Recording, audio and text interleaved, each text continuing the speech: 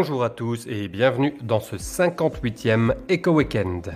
Malgré de bonnes statistiques économiques cette semaine, l'actualité de la Covid a pris le dessus, tirant les différents marchés à la baisse, avec en apogée l'arrivée surprise d'un nouveau variant dominant du virus qui amène une kyrielle d'incertitudes et inquiète au plus haut point. Avec une contagiosité plus forte, Omicron, c'est son nom, va vite reléguer les variants qui sévissent en ce moment, en Europe notamment, au statut d'ancêtre. Or, si sa dangerosité n'est pas connue, l'efficacité des vaccins actuels non plus, d'où l'incertitude sur notre sort et celui de l'économie. En conséquence, ce vendredi sur les marchés, une classique fuite vers la qualité.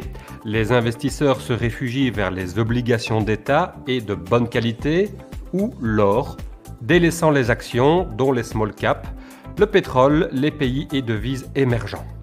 En particulier, les secteurs cycliques ont assez souffert, automobile, banque, secteur du loisir et de l'aviation, immobilier commercial.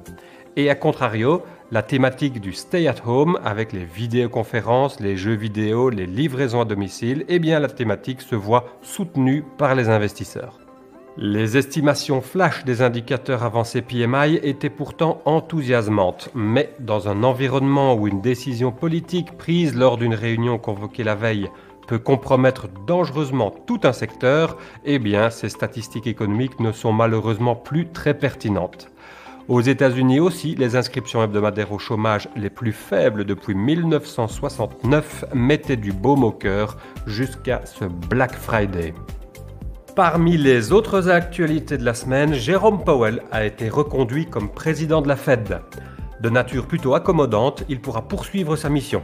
Les taux d'intérêt se sont pourtant légèrement tendus à cette annonce, car en réalité, la challenger, Lael Brainard, était, elle, résolument accommodante dans sa posture, ce qui avait conduit les perspectives de taux à des niveaux inférieurs. Les États-Unis, accompagnés de la Chine, du Japon, de l'Inde, la Corée et la Grande-Bretagne, ont mis leurs menaces à exécution en inondant le marché de 70 millions de barils de pétrole afin d'en faire baisser le cours ces prochains mois. Un coup dans l'eau, dirons-nous. D'une part, les cours s'étaient déjà adaptés à l'éventualité d'une telle action. Ensuite, la quantité a été jugée assez faible. Il s'agit en fait de 2,5 jours de consommation des États-Unis. Et finalement, l'OPEP se voit confortée dans une attitude très attentiste de maintien de ses quotas de production. Finalement, l'Allemagne s'est dotée d'un gouvernement. La coalition qui emmène les Verts part sur un programme résolument écologiste avec des mesures comme la neutralité carbone à l'horizon de 2030, la fin du charbon comme source d'énergie ou encore l'augmentation du salaire minimum et la revalorisation du personnel infirmier. Cet éco-weekend est terminé, je vous donne rendez-vous le week-end prochain. D'ici là, je vous souhaite un très bon week-end et une agréable semaine.